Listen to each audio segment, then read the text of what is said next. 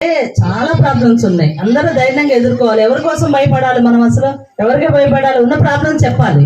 వాళ్ళు ఓట్లు అడగడానికి వస్తారు కదా. ఇప్పుడు నేనైనా సరే ఓట్లు అడగడానికి వచ్చి రేపు పని చేయకపోతే మీరు మమ్మల్ని నిలదీయాలి. ఏంటమ్మా ఆ రోజు అన్ని మాటలు చెప్పారు కదా, ఈరోజు చేయాలి కదా పనులని. వాళ్ళందరూ ఓట్ల కోసం వచ్చి ఓట్లు 5 సంవత్సరాలు వాళ్ళు సంపాదించుకొని ఓట్లు కట్టుకోవడం కానీ ప్రజల గురించి పట్టించుకోవాలి కదా. అవునా కదమ్మా?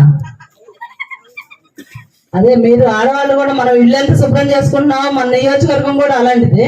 ప్రజలందరికీ మనం సపోర్ట్ గా ఉండాలి. ఎవరైనా ఇప్పుడు ఎమ్మెల్యే అని ఏదో వచ్చేసి మాట చేయడం కాదు. మేము తప్పకుండా 10 మందికి పని చేయడానికి వచ్చాము, నియోజకవర్గం బాగు చేయడానికి వచ్చాము. చదువుకున్న వాళ్ళకి పాపం చాలా మంది దగ్గరికి నేను వెళ్తే నిన్న బోర్ నేర్చారు. ఎన్ని కష్టాలు ఉన్నోళ్ళు ఉన్నారో మనకి తెలియకుండా. చాలా మంది పిల్లల్ని రూపాయి కూడబెట్టుకొని పిల్లల్ని చదివిస్తే వాళ్ళకి ఉద్యోగాలు లేవు. అవన్నీ చూసి మాకు చాలా బాధ అనిపించే మేము ముందుకు వచ్చాము.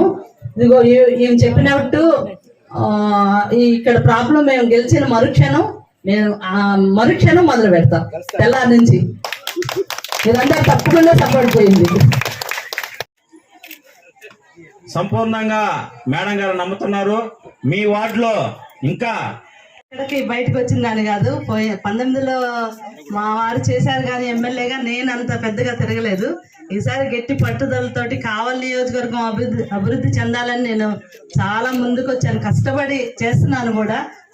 నేను చాలా కష్టపడుతున్నాను. ఎందుకంటే 10 మంది మంచి కోసం. మాకు భగవంతుడు బాగానే ఇచ్చాడు, అందరికీ తెలుసు. చాలా మటుకు మా గట్టుకు ఏం స్వార్థం లేదు. నిజంగా నిజాయితీగా వచ్చాం. మా లాంటి వాళ్ళు ముందుకు వచ్చినందుకు మీరందరూ కూడా సొంత మీ కుటుంబ సభ్యులాగా సార్ని కానీ నన్ను కానీ ఆశీర్వదించండి. మీకు ఏ ప్రాబ్లం ఉన్నా బ్రదర్స్ చెప్పినట్టు మేము తప్పకుండా ముందుంటాము. మీ కుటుంబంలో ఒక మనిషిలానే మేము ఎప్పుడైనా కానీ, ఎప్పుడు మీకు ఆపద వచ్చినా ఖచ్చితంగా సారు నేను ఇద్దరము రెస్పాండ్ అయ్యి మా బంధువులు, మా ఆత్మీయులు, మా అన్నదమ్ములు, మా అక్క చెల్లెళ్ళు, అందరూ నా ఆత్మ బంధువులాగా చూసుకుంటాం ఎప్పుడైనా కానీ. మేము 39 వార్డులో మేము ఆత్మీయ సమావేశం పెట్టుకున్నాం. అందరం ఒకటి కూర్చొని కష్ట సుఖాలు చెప్పుకున్నాము. మా వాళ్ళందరూ మేము నా ఆత్మ బంధువులు వీళ్ళందరూ నిజంగా చాలా ఆప్యాయంగా చూశారు నన్ను. చాలా ప్రాబ్లమ్స్ చెప్తున్నారు. ప్రతిరోజు నేను అదే చెప్తున్నాను మీకు. ఖచ్చితంగా మేము 5వ తారీఖు నుంచి కావలి అభివృద్ధి కోసమే పాటుపడతామని ఈ మీడియా తెలియజేస్తాం. అంటే ఎలా ఉంది మేడం? ఇవాళ దాదాపు చాలా మంది మహిళలు వచ్చారు.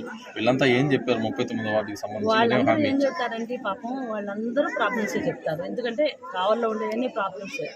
మనము ఏదో మబ్బి పెడితే మబ్బి పోయేది కాదు. నిప్పు ఏదో గోతం సంచులు వేస్తే అది కాలిపోయింది. నిజం అది.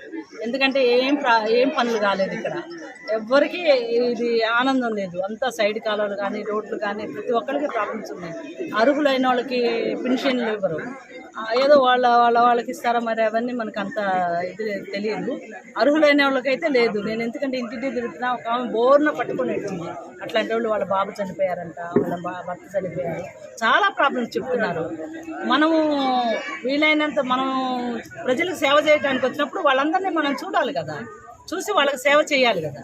అవి చాలా ప్రాబ్లమ్స్, మొత్తం ప్రాబ్లమ్స్. 10 ఏళ్ళుగా ఇక్కడ ఒక ఎమ్మెల్యేగా పనిచేస్తున్నారు. ఇక్కడ ఈ నియోజకవర్గంలో ఏ అభివృద్ధి చేయలేదంటారు? అభివృద్ధి చేస్తే వీళ్ళందరూ చెప్పరు కదా, ఇన్ని సమస్యలు రావుగా. ప్రతి ఒక్కళ్ళు చాలా ఆనందంగా ఉన్నాము అంటారుగా. మీరు విన్నారు కదా ఇప్పుడు అందరూ చెప్పింది.